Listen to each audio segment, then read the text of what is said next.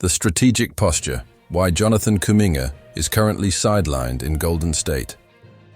Quick reminder for the Dub Nation. If you're a diehard Warriors fan, subscribe to the channel and leave a like. It's the best way to stay updated every single day. Back to the breakdown. Welcome back to the Deep Dive. You've sent us a mountain of reports from some of the most connected insiders in the league. Yeah, and we're digging in. Our mission today is to really get to the bottom of what some are calling 4D chess from the Golden State Warriors front office.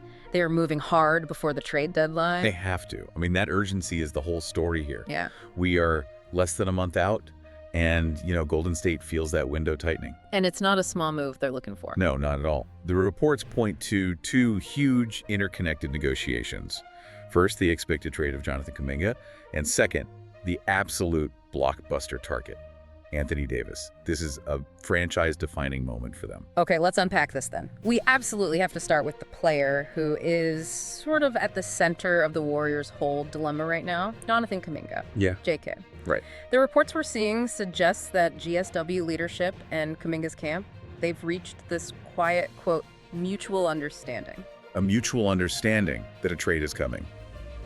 And soon, within the next 4 weeks. For all intents and purposes, he's already checked out. And that clarity, while maybe good for ending the drama, it also creates a huge problem for them on the market. A massive disadvantage. Because now everyone knows his value has clearly decreased, as one report put it. So rival teams are circling. Exactly. Yeah. They know the Warriors have to trade him, so they think they can get this, 23-year-old talent at a serious discount compared to what his value was just 6 months ago. They're selling from a position of weakness. Which brings us to that very strange bench situation we saw around New Year's. He missed that January 2nd game against the Thunder, officially with a back injury. But then Coach Kerr had basically no update on it, which, immediately set off alarm bells around the league. It felt less like a medical decision and more like a business decision, 100%. And we know Kuminga's camp is being incredibly strategic here. They don't want him on the floor. 2 reasons. First, the obvious one. Don't get hurt and kill a deal. But second, and this is the really telling part, they don't want Coach Kerr's minutes decisions to damage his trade value any more than they already have. So if he sits, teams can dream on the upside. If he plays 10 minutes and looks lost. It confirms all the negative chatter.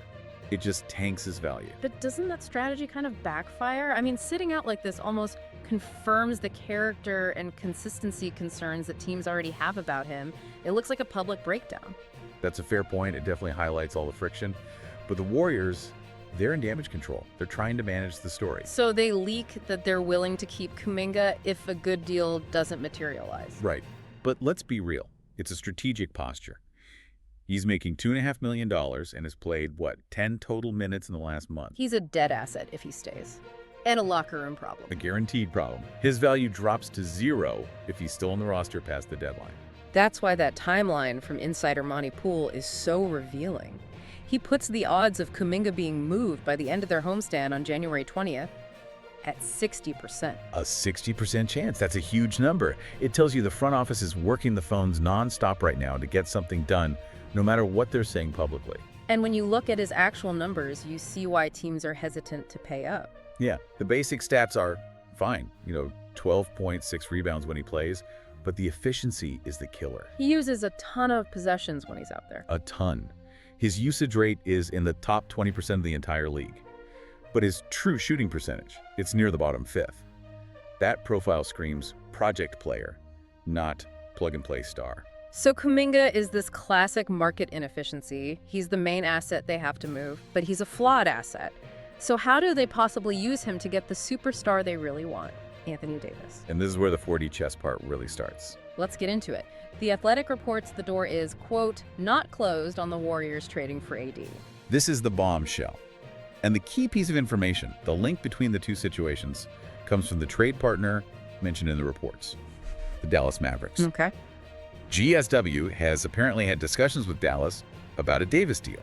And get this, the Mavericks are reportedly shopping Anthony Davis like crazy. And what do they want in return? An impactful young talent. Yeah. And they've specifically named Jonathan Kuminga from Golden State or Zachary Reeves from Atlanta as their top targets.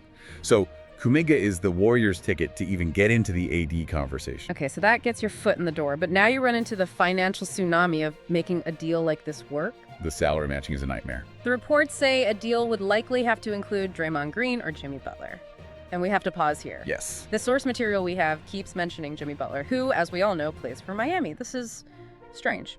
It either means a massive, complicated multi-team deal is in the works that brings Butler to Golden State first, or it was just a typo in the report and they meant another max guy like Klay Thompson. Right, but either way, the point stands. You have to move a max contract player, someone in that $30+ million range, to make the math work under NBA rules. But the GSW sources are being quoted as staunchly against the notion of moving Draymond or any other core piece. That's the whole roadblock, isn't it? It's the entire thing. Yeah. There is no realistic path to a deal right now if they're serious about that.